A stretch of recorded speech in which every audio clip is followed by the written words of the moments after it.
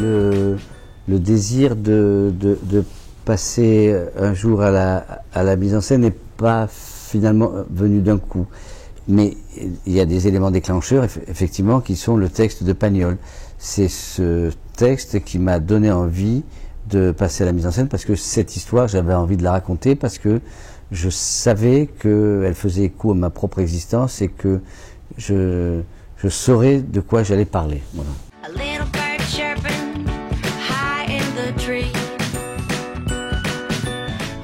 Quand j'ai montré le film la première fois à mon producteur, j'étais très inquiet.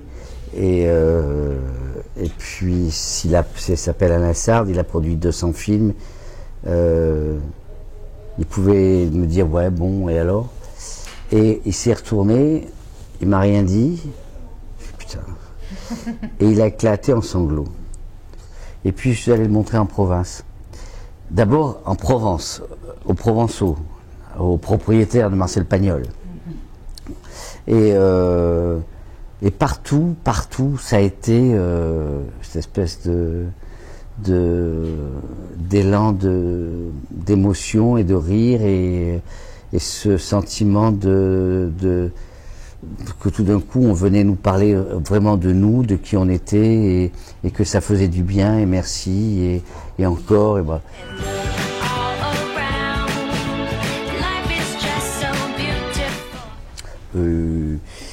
Alors, je m'étais dit que s'il y en avait un qui devait pas m'emmerder, ça devait être moi et j'ai pas fait de caprice. Donc, je regrette pas de l'avoir engagé.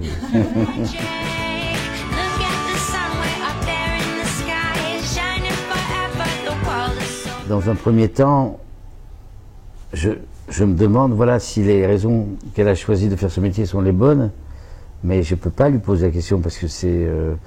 Et puis un jour, je la vois jouer et pas dans une première, ni dans une deuxième, peut-être dans une troisième pièce, je la vois et je suis bouleversé, je sais qu'elle a fait le bon choix, je sais que c'est une vraie actrice, mais il faut qu'elle se démerde, qu'elle continue, et puis voilà, et puis un jour, elle est nommée au Molière et je suis soulagé parce que c'est tout d'un coup que son père la trouve très très bonne, c'est une chose, mais ça sert à rien.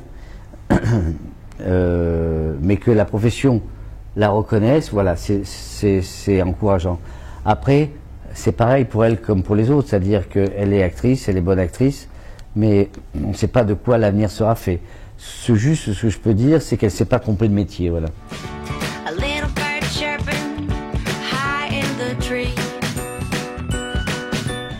Je suis proche.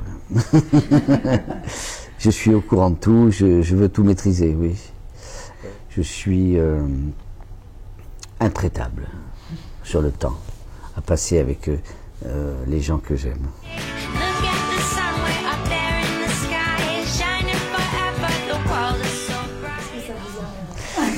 Oui, non.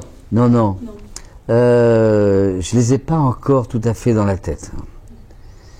C'est juste quand je monte les escaliers en courant que c'est abstrait, c'est très abstrait. Je pensais pas que ça m'arriverait. Non, mais même 60. Non, j'ai rien vu passer. J'ai rien vu. Je n'ai rien vu passer.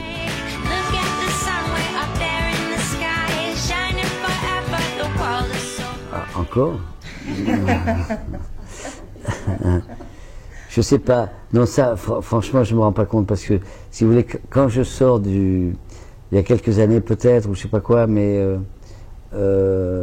si tant est que, si vous voulez, l'amour filial soit une forme de séduction, mais quand je sors des projections en province de La Fille du Pusatier, beaucoup de jeunes femmes se retournent vers moi en me souriant, je leur souris, ils disent « Oh, vous me faites penser à mon papa ». Alors, voilà, alors je dis, oh, votre papa doit être très beau, parce que j'ai encore des vieux restes, des trucs, mais non, je sais plus ça, non.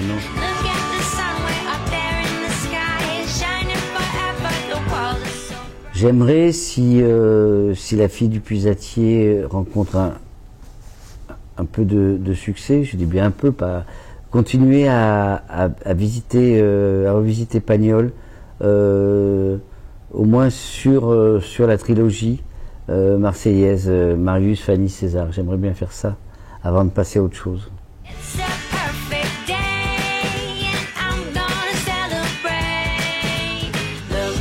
Alors, l'histoire de cette canne, c'est la canne de Yves Montand dans Jean de Florette et Manon des Sources. Bon, d'accord, c'est ça. Et le décorateur que j'ai pris pour faire le film, c'est Bernard Bezat, il était décorateur sur Jean de Florette. Et à la fin du film, il me dit, j'ai un truc à te dire, j'ai un truc à te donner, et il me file ça. C'est la canne du papé qu'il avait conservé, que le papé lui avait donné, le papé qui lui avait donné. Et si vous voulez, c'est une espèce de couronnement de cinéma, aussi dérisoire que ça. Et symboliquement, il me filait c'était moi le papé. Voilà. Fameux témoin, voilà.